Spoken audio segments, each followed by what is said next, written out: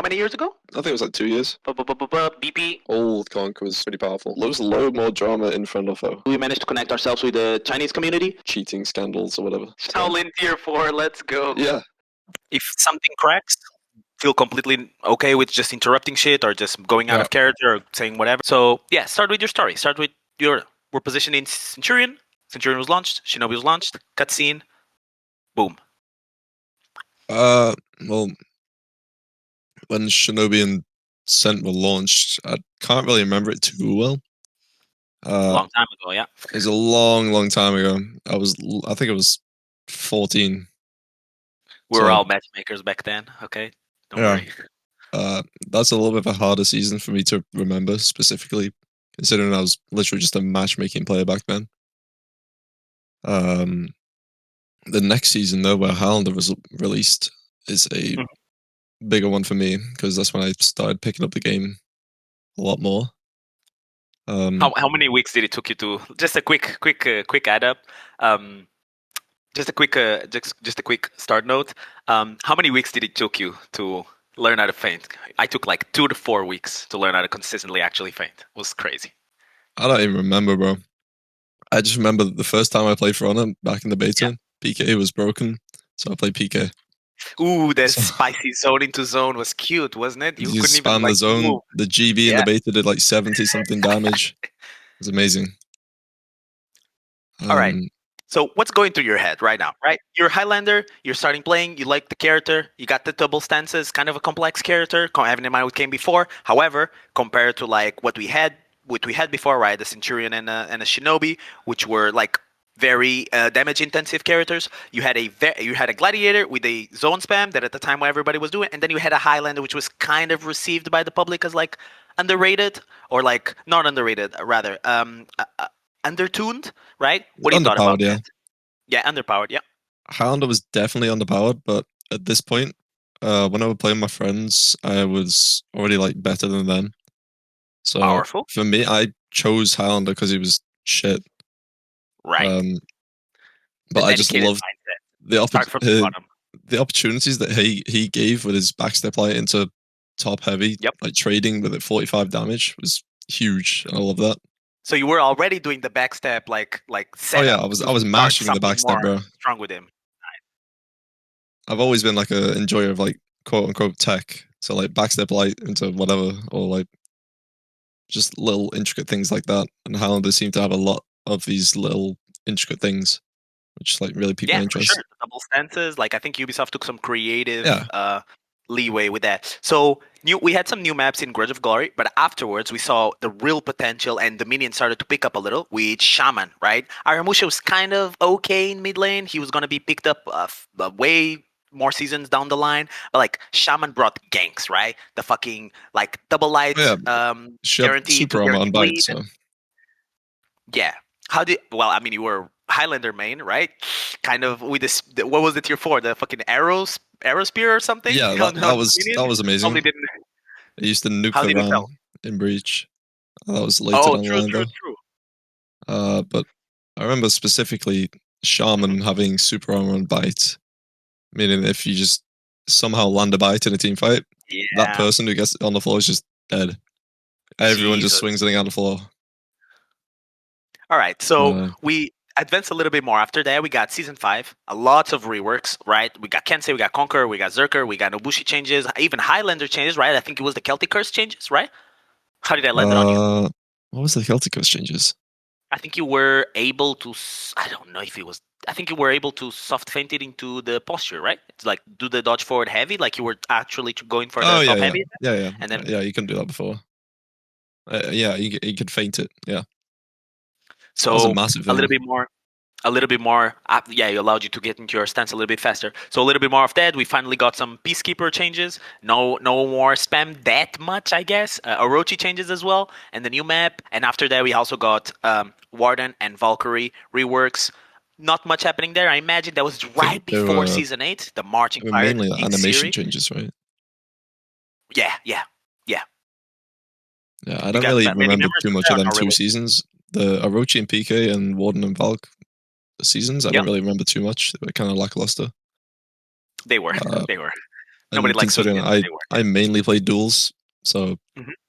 for me, I didn't really mind what they were changing. Just so I know, a little parenthesis. You started playing Dominion like a little bit more with like other people around which I season always or play with not my really friends. that much? Oh, okay. Personal friends. Gotcha. Yeah, I literally just played Dominion with like IRL friends. We just queue up together, trying to have fun with Highlander grab. I remember everyone else would go Yorm. I would go Highlander. I'd grab them, everyone else would slam on him. It was amazing. The setup for the ganks. Yeah. All right. So let's keep it dual then. Let's keep dual focused. So around season 8, right?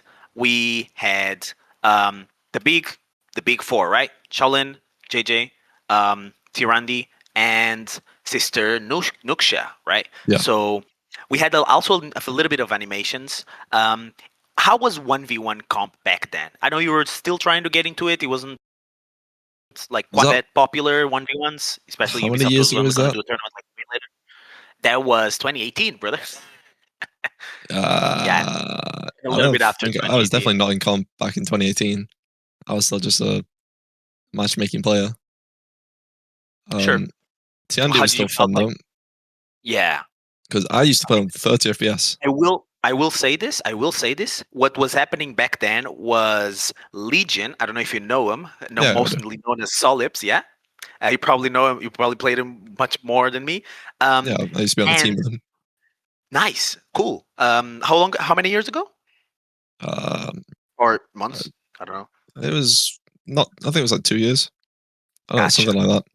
There was another guy called Kawhi. He was playing a lot of Shinobi back then. Like I do remember in 1v1s, sort of the meta, you can correct me if I'm wrong, sort of the meta was Tiandi on undodgeables, right? And the quick damage that he had and slide tackle on Shinobi, right? That was Yeah, what was happening. And the funny thing is you could do the slide tackle, but the hyper armor of the person you just attacked would go up so fast that Tiandi could actually crush encounter the guaranteed second light of the Shinobi. I don't know if you remember that much. I don't remember that. That's crazy though. Yeah, yeah. That felt like it was sort of the 1v1 meta at the time because at the time we also had dual tournaments, right? Well, yeah, the game was so janky back then. It was so much. Yeah. It felt so unpolished. Spaghetti code. Yeah, All right. All right. Season 9. Season 9. Blackbriar, Shugoki rework, right? Was a little bit afterwards. We had some crazy interactions as well. Like for example, like if you block the light from Blackbriar, the follow-up I remember that. dash. I remember this very vividly. Him being absolutely broken on release, especially on console, because nothing was reactable on console. You're playing on 30 FPS. This might be a question that might trigger. Not to interrupt you, sorry, but how did it feel to just engage with backstabbing light Blackbriars as you were being a So it was Highlander main? amazing. Absolutely amazing. I couldn't think anything more enjoyable to play against. No, it was very hard. Just because like you're not parrying neutral lights on 30 FPS console. So if you're out of stam, Right. which you probably were a lot of the time on Highlander back then, because everything took so much more stam than it does now, especially like offensive lights. I think a lot of Highlander players a lot of Highlander players in the comment section will be like, "Oh my god, this guy, he remembers my pain." Something like that. There was definitely a lot of pain playing Highlander back then, but it was fun. Not to mention Yeah. the stamina drain. You couldn't even do anything. Like one Yeah. step, and now you gotta stare at him and hope he doesn't throw you another bash meanwhile. Yeah. It wasn't easy. A little bit after that, we had a big King of the Hill PC 1v1 tournament. It was a King of the Hill. I don't know if you remember a very prominent Warden player. I wasn't on PC at that time. Oh, unfortunate. I was completely oblivious to any like names or anything at that time. Okay, but you probably know some of the names I'm going to throw you, like Setmix. I know them now, yeah. Haley. Yeah. Right. Now you're fully integrated now. But like at the time there was a King of the Hill tournament. I think it was like $300 or $400, something like that. Haley, she brought out the Black Prior. She was destroying everyone. Setmix tried to go there. I think Itachi. I don't know if it was from PlayStation, so it doesn't matter that much. So we don't care about PlayStation here. Sorry, PlayStation people. But yeah, a lot of people came from Xbox. A lot of people came from PC. We didn't really had crossplay that back then, but a lot of people were playing Shugoki back then. How did you feel to play against reworked Shugoki? Was it rework Shugoki as in the Shugoki we have now, similar to one we have now? Yeah. He still had the soft feint 2 hug though. That apparently Ubisoft said that 90% of people were falling for it. No one knew how to dodge roll. I think it was much faster than it is now. Mm-hmm. It kind of worked as a mix-up. If you went to parry the heavy, you'd eat the hug. Yeah. Yep. Exactly. But it still felt like it shouldn't have been. It still felt unpolished. Because at this time, I felt like they were just mixing around what they could do with characters' movesets to make them finalized. Yeah, we're kind of coming to their senses. Mm-hmm. Yeah, I think they were still struggling with like character identity a little bit. A little bit afterwards, though, we had season 11, which was like BP was sort of in the same spot, one of the best, like one of the best characters in terms of offense, well balanced, good bash pressure. Shout out to the animations team. I think at the time it was pretty good. The Shugoki rework was decent if you didn't know how to dodge roll. But at the top of the duel was probably like the Shinobi changes, Warden, Raider, a little bit maybe BP. Season 11 though, Raider got his rework, Stunning Tap. You remember that? Yeah, of course I remember Stunning Tap, bro. Did you play a lot of Raider back then? Oh, not really. I think I did.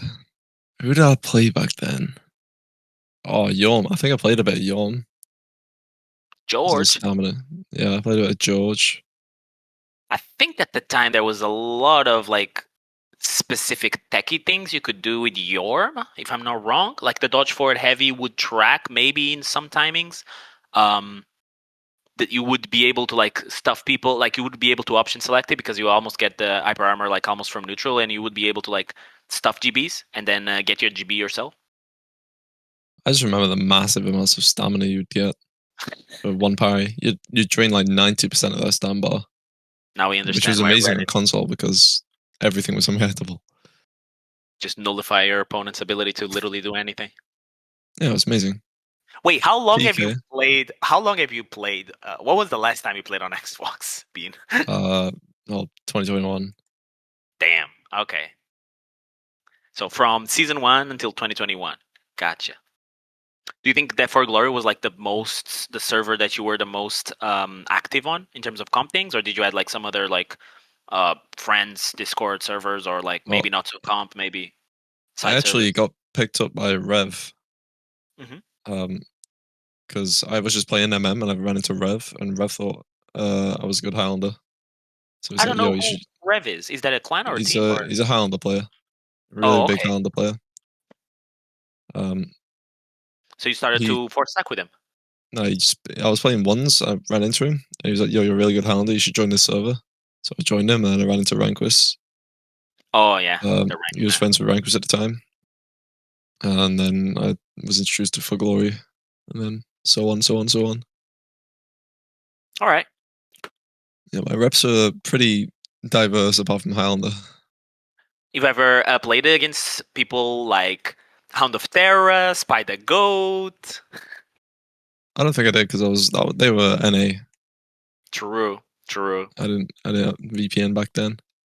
So I played Highlander, Shaman, PK. That's kind of it.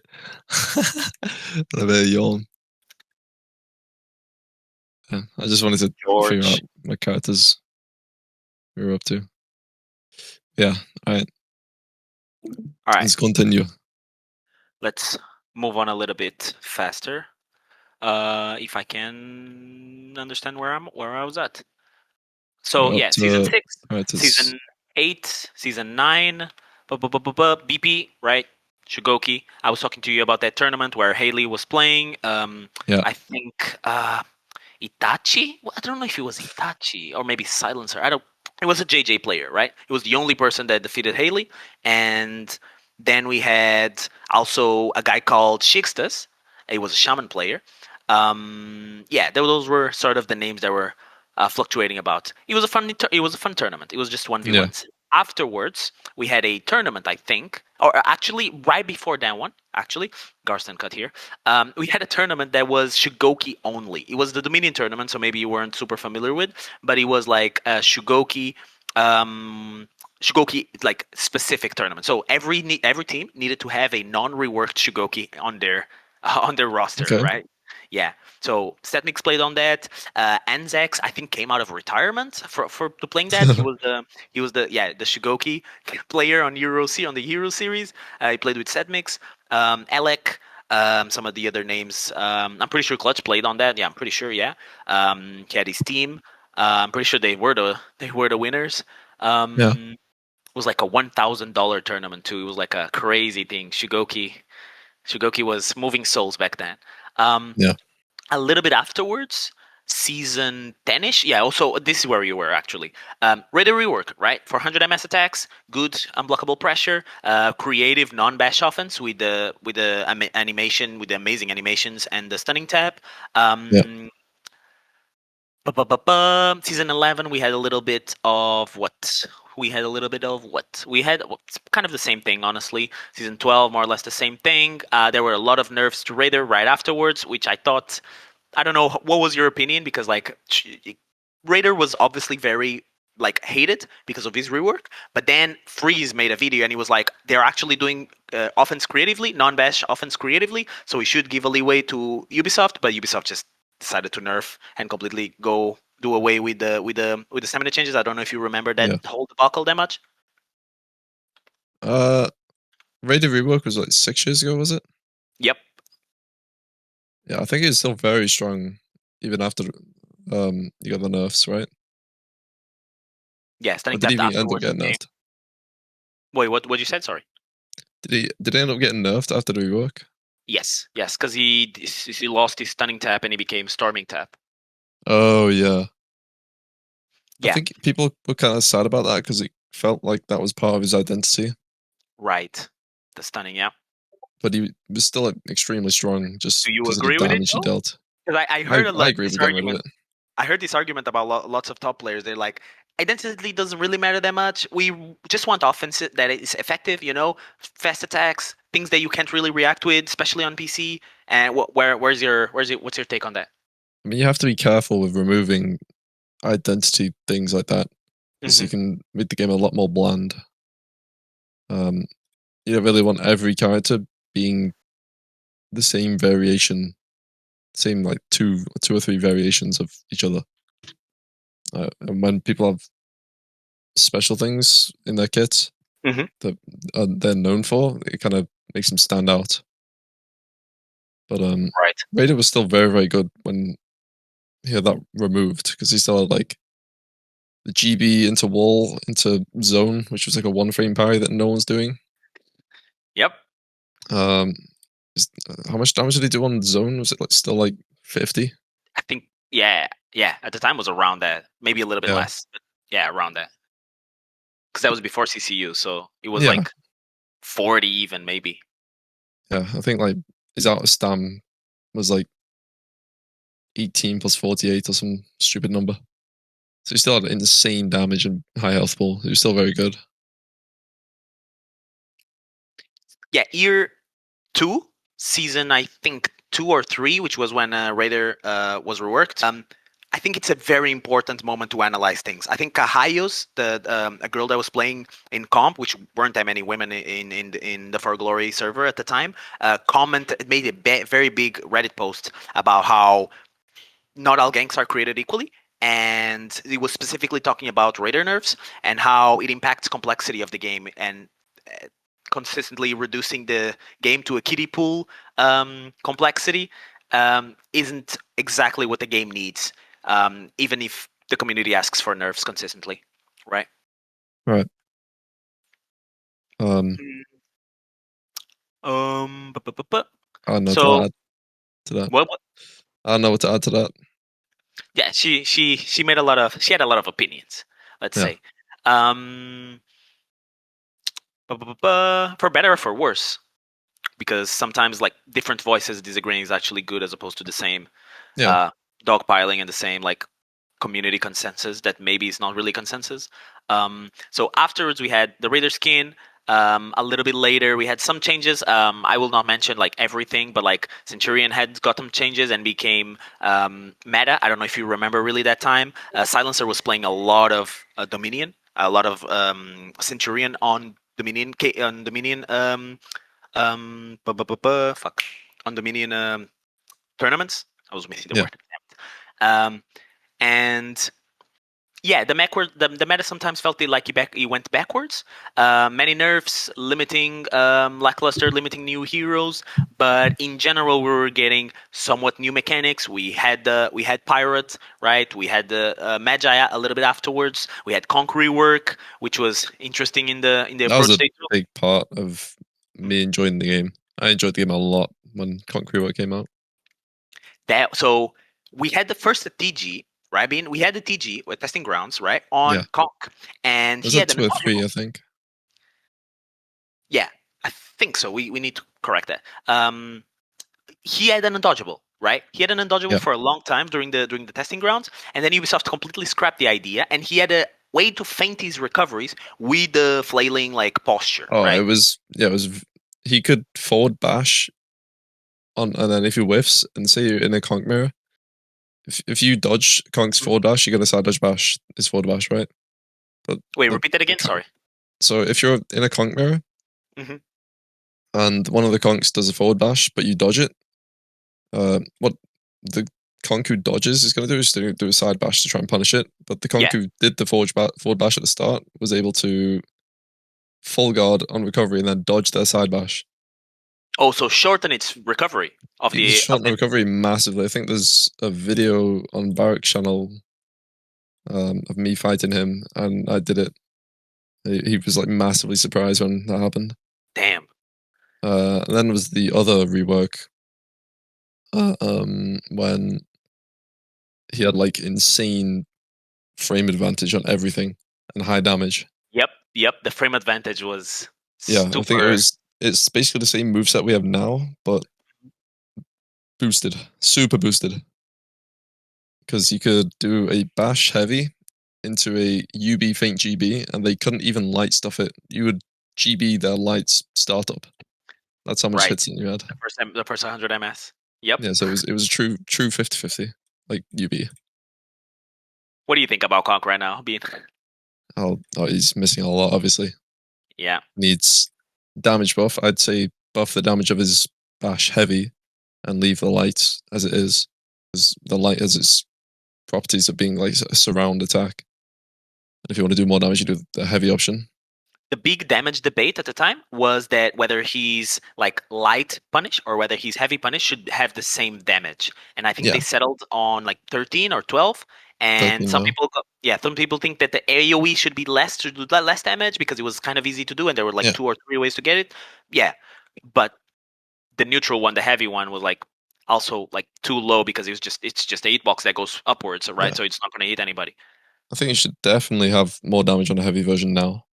I think he's in a place where he needs it, as well as obviously a roll catch, which is probably on its way. They did say recently, I think on some of the forums, this is secondhand information, so don't quote me, but like Kensei and Volk and Conk roll catcher are coming, right? Okay. So yeah, we got to look out for that. Yeah. Even though Ubisoft keeps us waiting, and then in the end, disappointment might be in the horizon. You definitely need some love. Definitely need some love.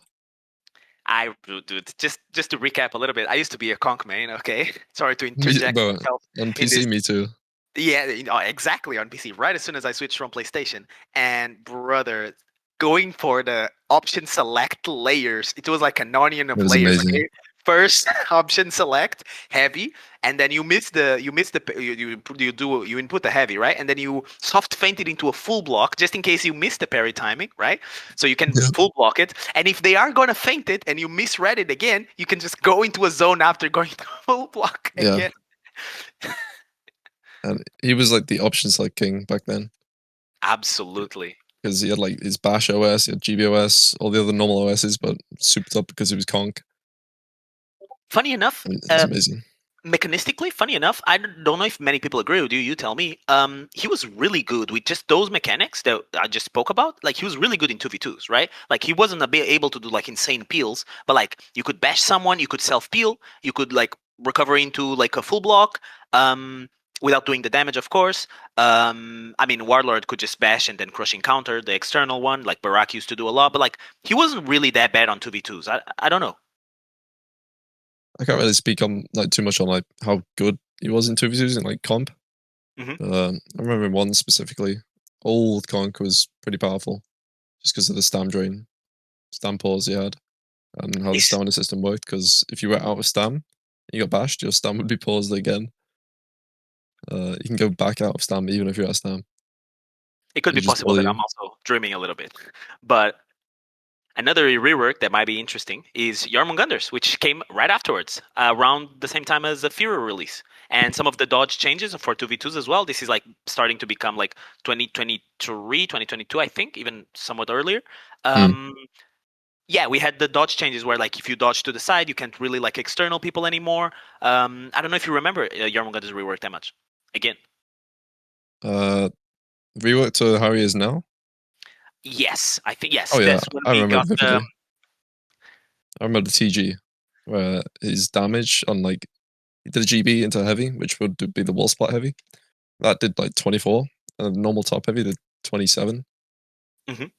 UBs did way more. The slam did 38. Yeah, I remember that. You could chain on whiff bash. It was so broken. You can chain on zone. You can use the zone after on whiff. Yeah, right? Yeah, or UB. Yeah. So he hits not just you, but he hits not just the person you're locked on, but also everybody around it, even if you miss. I can send you a clip of Sure. me and Rev. You can maybe put in the video. We're all about the clips here, yeah. As we're talking, that would be a good. It was so powerful on rework. I was gonna say something, but I forgot. This is like not the first time that Jormungandr had a rework, but I asked you specifically because you played Jormungandr and you said that you played during the time where he was like a stamina bully as well. Yeah. How do you feel about the change? Because Ubisoft was very hesitant in changing him from the stamina bully identity that they had into what Jormungandr rework is now, right? So like George back then was like completely different. How do you felt about that change? Did you adapt it quickly? Not really. Well, I think they came to the realization that stamina damaged characters are kind of unhealthy. Yep. And when they changed how much stamina you lose after getting parried, Yorm also felt massively out of place because you didn't really have any opportunities to bash them. And in a comp mindset as well, Yorm was trash because everything in his kit was massively reactable. Didn't have any neutral, no bash, no confirmed damage on anything. So I think he was definitely warranted a rework, and I wouldn't really go back to the way he was. It was definitely just about neutral defending, right? You defend well, then you get to initiate your offense. You don't defend well, you want to initiate your offense. You don't really have it, yeah. Let's see. Dodge changes. Then we got Ocelot because it was around after. Wait, before I go to Ocelot, you played a lot of Afir. This was the time where actual 1v1 tournaments, sponsored or endorsed 1v1 Ubisoft tournaments, started to be a thing, right? FHDL by Songers, Find Their Foe. Talk us a little bit about that. Well, when Afira came out, I picked up the character instantly. Me and Ryquist would enjoy that character massively. She was massively busted on release, obviously. She had the infinites. Right. More damage, everything like that. Wall splats everywhere as well. Yeah. After that got nerfed, me and a few others found some tech with her. Specifically the bump tech, where you could like bump dodge attacks and GBs. Ooh. So you could do a bash and do a bump. You'd roll into them and you couldn't get a GB, you get a confirmed bash. Well, you heard it here first. Is that still in the game? No. Oh, they realized it. I'll send you some clips for that as well. I don't know if you remember, Bean, but like literally on the same day of release of Afira, JC was like outspokenly saying, "Hey, there's some secret stuff in this character. Figure it out, okay? We already told you like maybe more than we should have. You know, some of the heavy stuff, the heavy tracking, whatever. there's a lot more to this character. Like it was. I distinctly remember because they didn't really say that much about Magi, even though Magi has some stuff, some weird trackings and shit. Pirate clearly doesn't because they can't even delay anything, and it's like very straightforward. That's why they received the buff recently. But like they distinctly said that about Aphira. So do you think that like Ubisoft should include some of these tech stuff? Do you think like Ubisoft should just give you the character and this is what you have to play with? This is the offense you have, or do you think like what do you think about in general? I don't know if you heard JC saying that at the time. I didn't hear him say that. But if they were trying to hint at some like hidden stuff that the character has, they probably weren't hinting towards the tech that we found. That was something that got patched out anyway. Was a little bit stronger, a little bit more strong than the just a little bit, just a tad bit. Yeah. What about maybe I'm confused. Maybe I'm confusing the two. But like, what about the one where you just? I don't know if you've seen the GIF of. We're gonna put it on screen, obviously. I don't know if you've seen the GIF where you just like during one of the April Fools, I think you're just like sliding away, and it's your name that's showing on the GIF. The GIF has been going in many servers. I'm telling you that right now. I don't know if you know. It's the first-hand reaction of being maybe, but like you're just like with a fear, and you're like recovery just canceling. fly away. Like, yeah, and you just zone attack from across the field. Yeah, I know what you're talking about. Yeah. Yeah, that was Vismerance. I was playing against him. I was doing some Aphira attack. Fun stuff. That was the fun time of Aphira. Fun for stuff. the people who knew. Afterwards, a few seasons afterwards, we had Scent's bug fix, right, of the hyper armor. So now you could actually just buffer your hyper armor, and you're not going to be interrupted by light attacks. Yeah. And performance mode got on console. In conjunction with those Scent buffs, I think Scent is really underrated on 1v1s, or maybe not. Maybe the majority of people. No, he's well known now that he's very strong. Like his neutrals, I don't think are used enough. I don't think that people use his zone enough. Yeah, his heavies are unreactable if you're like variable timing them. Okay, might be a good time to make some transitions into the toxicity commentary sort of segment that I wanted to talk to you about. But what do you think about lots of people that just go to Reddit or just spam in their own servers? You know, everybody's entitled to their opinion. That's okay. But they're just like, I can react to Itokiri's 700 ms delayed whatever timing heavies. I can react. Some like ridiculous thing that you just can't do. Like people saying they can react to bashes. What would you say is the fundamental definition, like if we're just on basic terms here, between reactable and unreactable, and how it impacts the game? There's a lot of misinformation when it comes to what is and what isn't. Mm-hmm. For the people who like aren't really massively clued in with like say the comp community. But in terms of what actually is and isn't now, normal bashes, they're considered unreactable. For the top players, you can like kind of like one time it, or not one time it, you can stim it if like you see them forward dodge and you see anything, you just press dodge. But it's like it's not even a reaction, it's just like nothing. 366 MS lights are unreactable. Pirate UBs are considered unreactable as well. Maybe I'm misinterpreting something. The 366 would be lights that are like that you can't really block immediately because of the hit stun, or why are you saying 366? Wouldn't you say it's like PK stab? Oh, right. That was the update. 400 MS are like they are reactable. They reduced the parry window as well, right? I think so, yeah. Yeah, it's a read. It's a read to parry that. Yeah, literally. In terms of what is reactable, chain bashes, 500 MS bashes, parrying on reaction, like if they let something go or feint it, differing lights and heavies, parrying unblockables and reaction, stuff like that. That's what is reactable. Would you say that people primarily think that something is reactable? When I say people, I mean like actual comp players, not just the average thinker, right? But do you think that the difference, like between that people make that difference between reactable and unreactable, is because they detect the indicator flashing? That's why rule sets on tournaments require you to disable the flashing of the indicators, or because like people see the animations and are used to certain characters more than others, Or do you think it's more complicated than that? I think the amount of people that actually are reacting is so small that the people who say they are reacting, they probably aren't. Like, not too long ago, there was a person who came to me saying that they could react to PK stab like 100% of the time. I was like, bro, what's going on here? You just can't. So I 1v1 him, I showed him that you're not reacting, you just make it a read every time. Everyone can just press parry top every time. You're just not aware, right? They're just not aware. unaware. They're just unaware. Right. Which isn't necessarily their fault. Yeah, I see what you mean. We got to do a little bit of introspection in our community.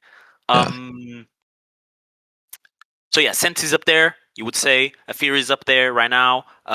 Real quick, just a summarization of the heroes. I don't know if you still have the tier maker that you had there open. Make me like a quick like S tier plus and just A plus. No need to go into much else. Top characters in Duels: LB, Shaolin, Pirates, and then there's like Scent, Tiandi, Afira. A little bit lower, right? Yeah, and then there's Aramusha, Yorm. Those are all like your top characters to play. Interesting. You would say that Shaolin is stronger than Shaolin is stronger than Tiandi? I would, yeah. Why? Just because of the damage. His mix-up damage and safety is much more than Tiandi's. Okay. The Lawbringer, that's LB just the does too rework much. game something. He does the most damage. He's got the most health. Easy to initiate. Bash. Yeah. All right. Pirate, just you get 17 damage at a heavy parry now, and everything's unreactable. So. No more looking at animations. Get good. Pretty much. We got some new stuff that are coming up here. I'm going to try to be a little bit faster than we are, even though I'm enjoying myself. Varangian, right? We had Varangian coming up. He got at the top of the tier, and then he got some nerfs. Now he's not super at the top of the tier. What do you think about the character's release? And at the same season that he got that, Shinobi also got some overtune damage that was nerfed. Some Afira tweaks as well during that season. What you thought about Varangian? Varangian was pretty good just because of the defensive options. You could like forward light, and they think it's a bash and dodge attack, and you just forgot it. That was a massive thing back then, because the dodge bash characters at the time I don't think were too powerful, and there weren't that many of them. Obviously, the CC window on the lights was massive. Right. I don't know why they did that. It was an extra 100 MS for no reason. Just didn't need it. I don't know if she did more damage or not. I don't think so. It's just how much health she had in the defensive options. Just made it like take so long to kill. Yep. And he still got the 140 HP, right? Yeah. Damn. Strong. Also, the people will not like us if we don't mention the insane window that you're just crowd controlled. Whenever you hit his full block, he can just regen his stamina there and just take a vacation and then come back. Yeah, I think it's like close to 2 seconds. Right. No one likes that. No one likes being sat in a cutscene for 2 seconds. I'm curious, Bean, if you can take somewhat of the things that we recently talked about, like you told me, Lawbringer, Shaolin, Pirate, maybe a little bit less so, Scent, Tiandi, Afira. I don't know if I'm missing one. I don't think those are the 6 that you mentioned, right?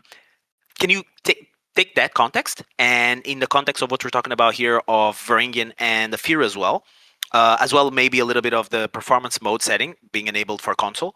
The Ubisoft tournaments 1v1s were actually like sponsored by Ubisoft this time around. It wasn't just community tournaments. So these characters within the context of these tournaments, what did you mostly saw? We saw Totemind. We saw people like, for example, Clutch didn't play many of these onesies, but we saw Antonio come back. Yeah, you're talking about Dual Frenzy? Yep. That was the first one, right?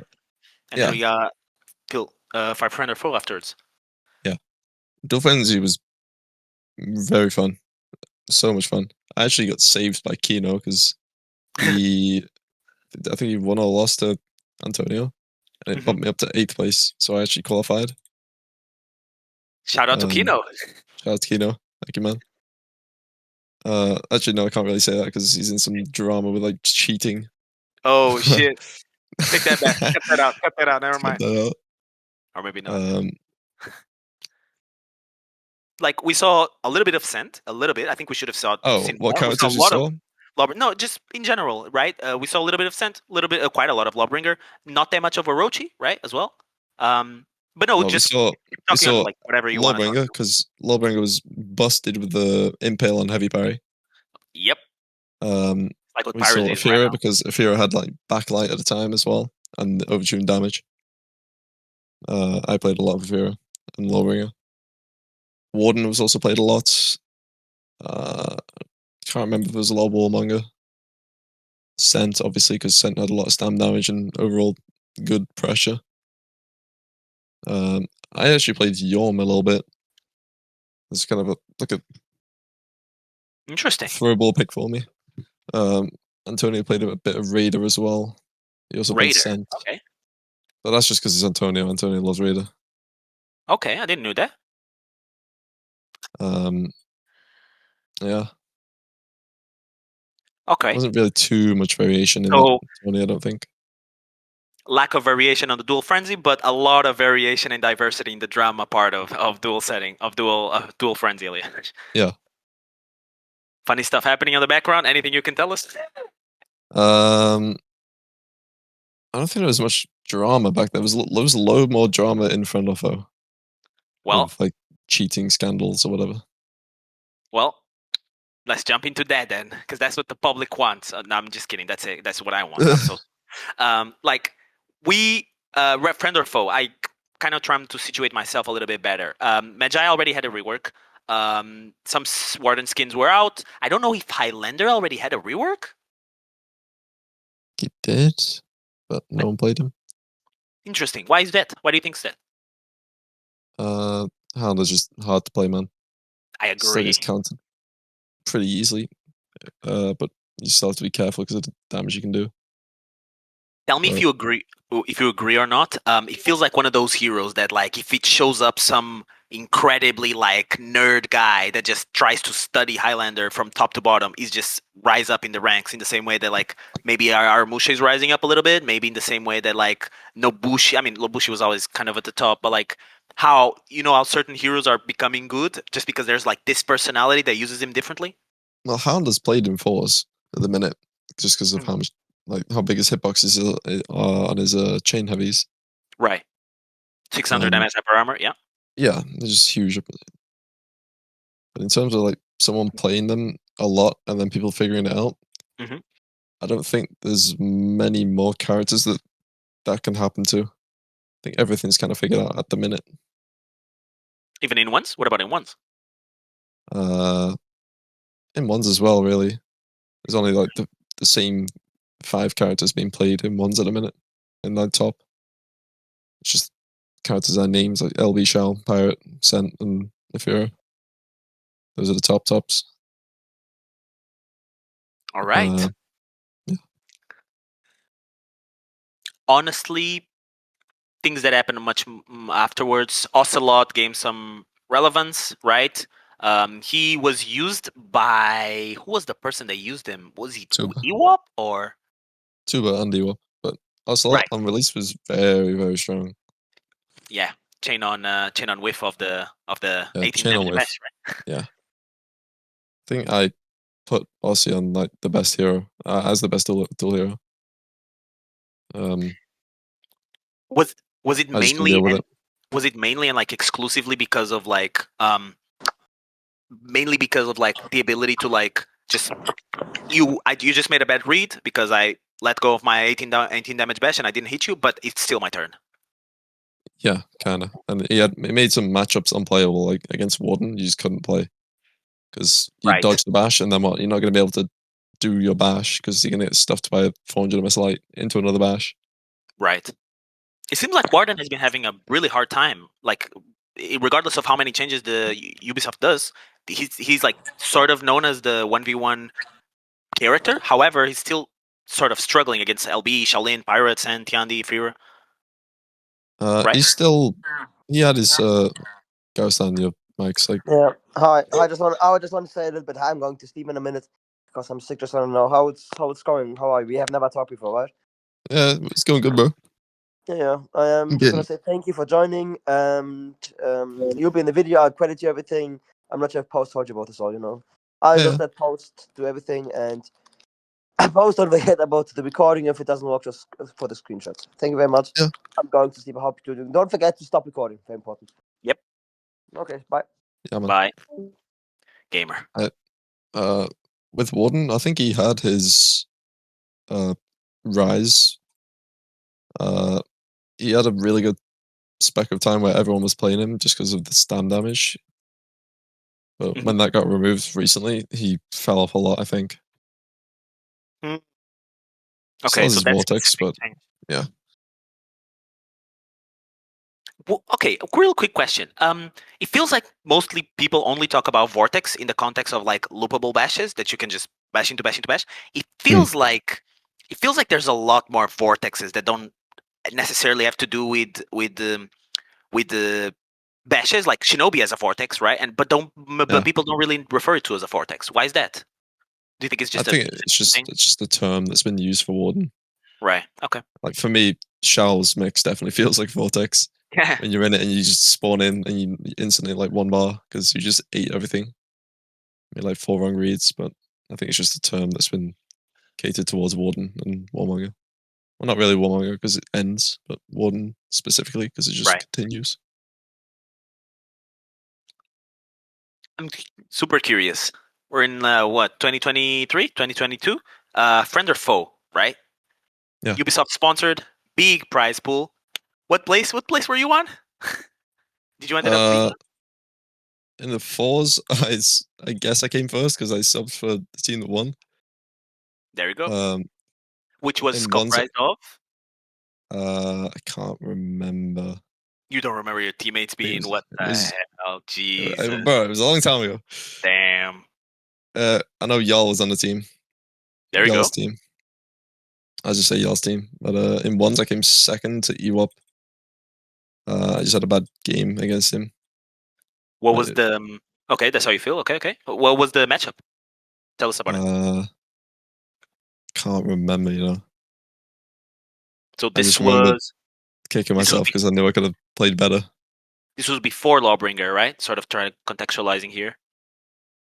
No, I think it was after. Oh, it was after. I think so. Okay. I could be wrong. EWAP was mostly playing, I guess, Afira and Shaolin. He played Shao. He played if I recall correctly.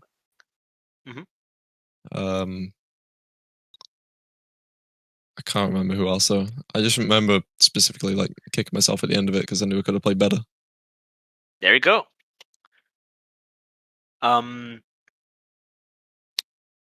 Okay. What was the prize pool? Tell us. We want to know. How much is in our bank account, Bean? Was it 1,000? I think it was 1,000. It's in dollars, right?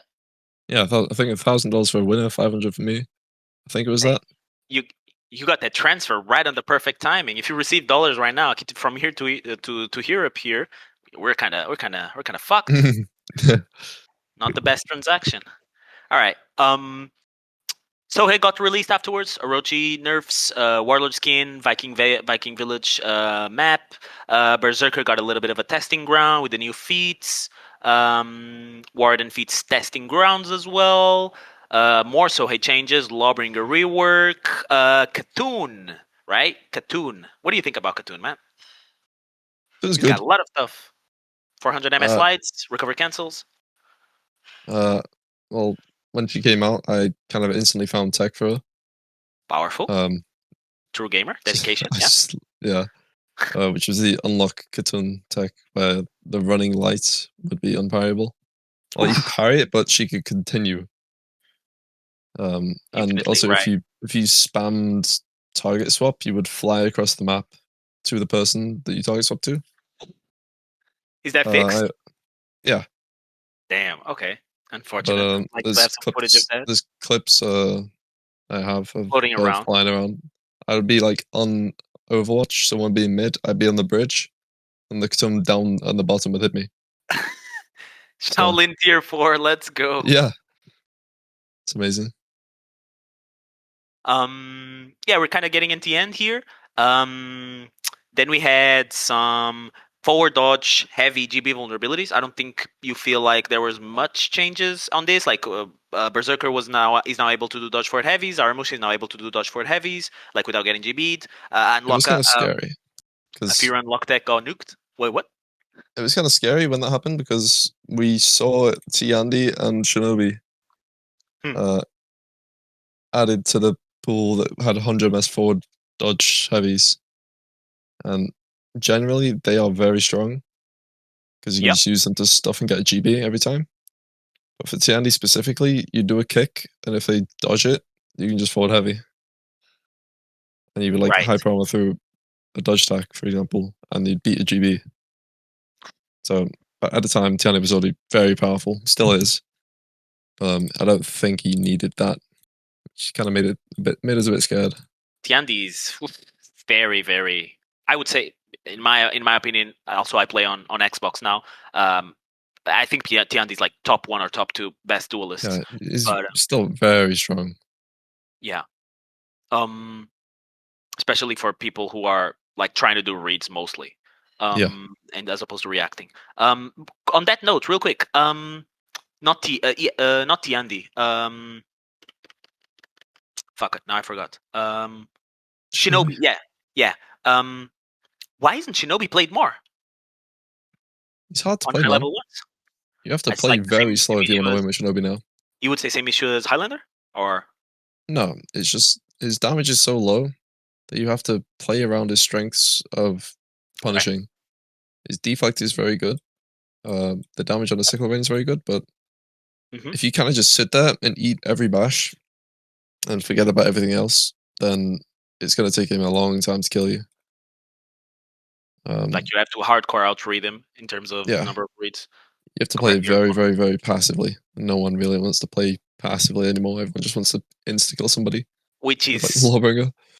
Which is highly interesting because that is a big meta shift, right? We came from the early days. I don't know if we could call that meta because people were like unlock teching and like doing crazy things. But like nowadays, a little bit after that, the meta on PC was just react, especially before CCU, right? It was for many, many years just react, stare, like whoever's throwing the buttons is the one that's going to lose. But now we got Zerker. Now we got, Warden a little bit, but definitely Tiandi with his recovery cancel into loopable offense.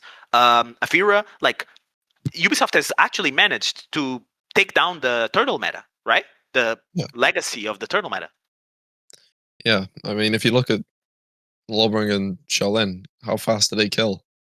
They kill so fast now. If you eat like 2 top heavies from LB, that's how much is that? It's like Soft Faint included in that. 64 damage in two heavies. Yeah. Yeah. Do you think damage is still overtuned even after CCU? I think. LB, yes. Oh, specifically LB. LB needs top damage from changed, and I'd say like a side dodge bash nerf. You would say the side dodge bash as well? It's very strong. I think it's the same iframes as Shugoki, but has way more side movement. Right, that impacts certain things as well, for sure. Yeah, a lot more things will whiff. But overall, I'd say damage is creeping. Yeah. Interesting dodge forward heavy interactions. Afira and Locktech got nuked. BP Raider tweaks. And that's kind of it. Now we're in the new era where we had the Queen Calliope skin, which doesn't matter. Sorry, Gar. Sorry, Garstan. Pirate Shaman changes in the hitboxes and in the side dodge heavies on the pirate. The side dodge attacks for both of those characters, and big stamina drain nerfs, right? That even completely reworked Scent just the Lion's Roar, but Gladiator, right? Yeah. What do you thought about the stamina drain nerfs? I think stamina is a thing that we need. I'm a big hater of big sweeping changes. I don't want to say they feel lazy, but they kind of feel like it. I don't think I liked it because it kind of nuked BP in ones, hurt Warden in ones a lot. You kind of have to give it back to some characters as well, like Sen, for example, because he has like specific moves that only drain stam. Lion's Roar would be an example. Yeah, right? like the punching on GB. That one they gave it back, and to Gladiator, since he's all around that, they also gave it back. Would you say that they would need to give it back to like Warden, maybe even BP? I wouldn't give it back to Warden because he's already he still has his Vortex, which is pretty good. I think they need to come up with something new if they're gonna remove it like this, because they don't really go back on what they change. Right, generally. Well, to be fair, they did go back on the pirate changes, which is a recent change, right? They changed it early on for like the side dodge heavies were 566 or is it 33? I don't remember. 566, and then they changed it to 600, which I thought it was a great change because of the side dodge spamming into V2s. But then they changed it now recently. They changed it back to 566, but they removed the ability to recovery cancel again. That's a good change. Like characters who can dodge attack and then recovery cancel off a dodge attack are the ones that are strongest. Yeah. I'd say just remove the ability to recovery cancel off of all dodge attacks. That's just what I would do. But well, that's a sweeping change, wouldn't it be, Mr. Bean? It would be a sweeping change, but it's a change that I don't know. It's hard to explain. Sure. There'll still be characters like Shinobi on Ep.3 who can still do it. True. Zerk obviously can like dodge attack and then heavy feint dodge. Pirate, you can use your hyper armor. Yeah. Yeah, certain characters have. Yeah, that's kind of pretty much it. I don't think we have anything else to cover except our baby girly Ladia. How do you feel about Virtuosa, Bean? After a few days testing offense, defense? She's very good. She obviously has a lot of bugs right now. Some of them got fixed. Specifically, there's one in mid lane. You can dodge a minion and riposte. Yep. That's a strong one. I'm yet to test her in ones after she got the bug changes. So, wait, which changes did for ones? She can throw backwards and to her left, and they would go. If the throw was the thing that put them out of stam, they would fall over. So it was like Raider and Ward. That's weird. Oh, right. I think that was fixed. Yeah, that's the one that's fixed. Yeah, wasn't the recent patch notes. Nice and there's also the no forward dodge animation on hit stun. Right. Which is pretty strong. I think it's getting fixed next patch. Dash out of nowhere. But she feels pretty strong at the minute. Not too overpowered. I know there's a massive outrage when she got released because everyone's like, "You can't hit her." She's just like she goes into stance, just walk away. You know. Yep, pretty much. This happens with every new character. Everyone overreacts. Like look at BP when he was released. Yep. Everyone lost their minds because he could flip a bash. He could flip like a drop attack. New mechanic. I know. New mechanic. It's just new. It'll take people some time to realize, I think. Basically, I was just saying that like Clutch's interview, unedited, uncensored, raw footage. Okay, it's gonna be out there. Come out. It's gonna come out and be a lot about the early season, 2008, like the craziness of the Zanu JJ zones, like fucking it was like fucking 26 damage or something crazy like that. Like the weird Tiandi interactions with Shinobi, and like Shinobi had like soundless GB back then and slide tackle still. So yeah, he's definitely got some knowledge. The early seasons, like I'm pretty sure, like even in the episode, like he literally mentioned that like that's a spoiler, I guess, but like he literally said that he was the one that suggested Kensei like the top heavy sound, like the top heavy soft feint to GB. Yeah. What do you think of Kensei right now? Right? Yeah. Kensei's Kensei's there. Yeah. He's definitely a character. The problem is, I think, the unblockable 32 damage, like a lot of damage, but like he's kind of telegraphed. I think that's what you want to say, right? Even if he has a soft feint GB. Like suffers from neutral, to be honest. even with the 400 ms react, like it's unreactable, that guy gets right? GB'd more than anybody. He gets GB more than any. It's like Sure. Shaman. Well, wouldn't you say? Well, so my experience is a little bit on the lower end of the rankings of the 1v1 rankings. But like, if you GB Shaman a lot, most people, at least in matchmaking, they will just start spamming zone attacks and light attacks, right, to like stuff your GBs. But like, wouldn't you say that Armusha suffers from the same that Kensei suffers from, where you can get GB'd very easily, or? Yeah, but obviously Kensei can chain on with, but he doesn't have the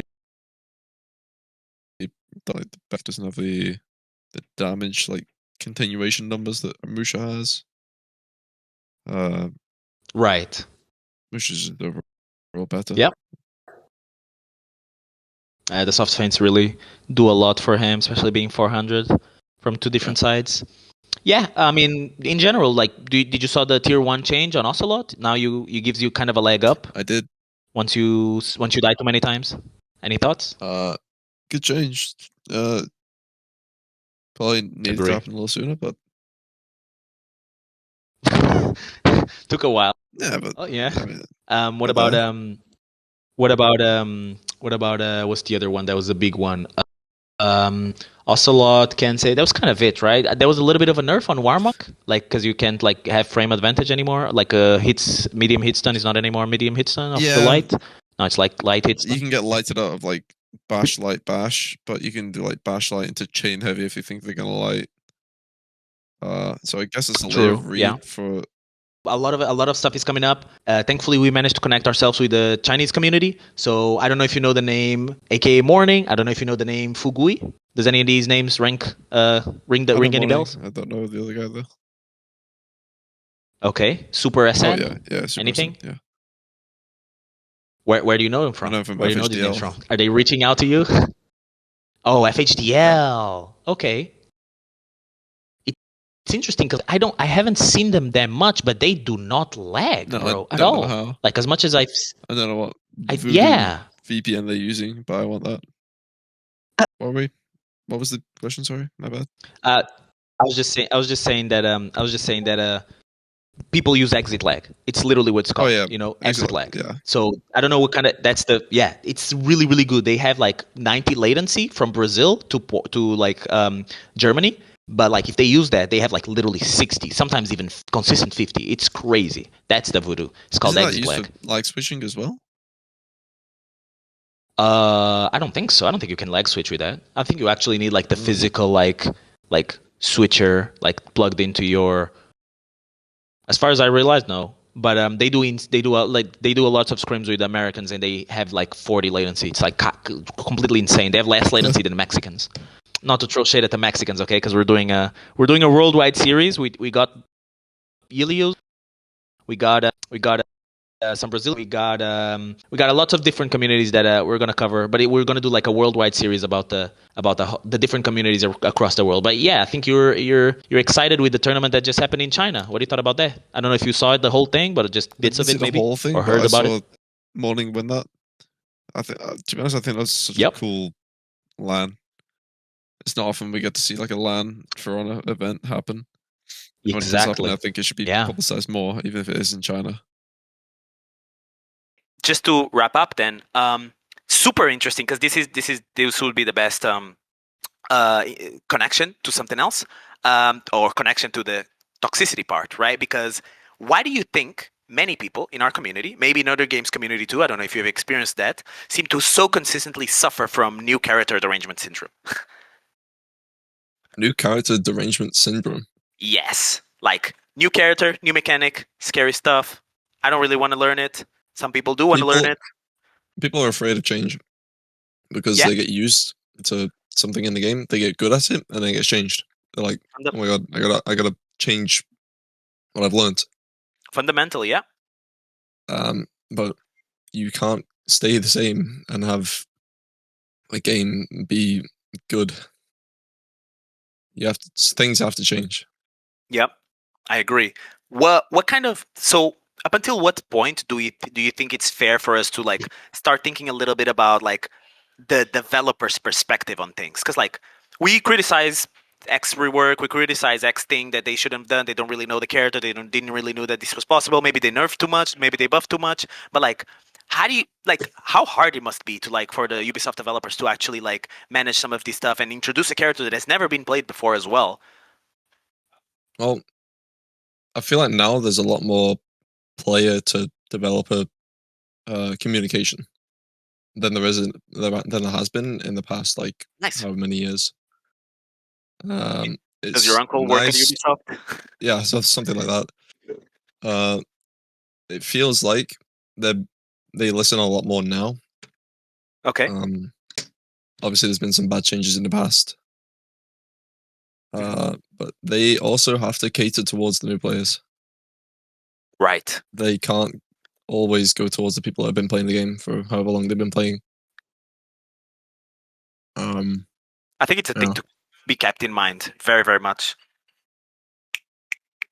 Yeah. I think it's a thing to be kept in mind very much. So yeah. Real quick, Bean, just to wrap up, share your experiences with other gaming communities you've been in other than For Honors. Which comparisons would you make, if any? I don't think there's any community like the For Honor community. Why is that? What do you think makes it special, brother? I don't know. It's so unique in the way that shit talking is like a way of life in For Honor. Yep. I've been in other like just a quick thing. communities. Sorry to interrupt. Just a quick thing. We both come from the Xbox Live community, so I feel you. Yeah. Shit talking is just a way of life in the For Honor community. I know there's some people on TikTok. I've seen some TikToks of like people shit talking on the community as a whole because they say it's an absolutely horrible place and no one cares about anything. It's just like, bro, you would die if you were in For Glory back when the game was old. You kind of have to have a. I don't know. I've seen other communities. Obviously, the shit talking there, like Overwatch, for example. But there's a lot more. How do I explain it? Pride when it comes to like you as a player in this game than there is in other games, I think. All right. There was a few other things that I would like to ask you, like about like some experiences, like especially toxicity. But I'm getting a little bit plugged up in here, and also it's been very, very, very, very long recording. So, Bean, super thank you for everything. Okay, it was a long journey. It was supposed to be taking 5 minutes. We broke the record.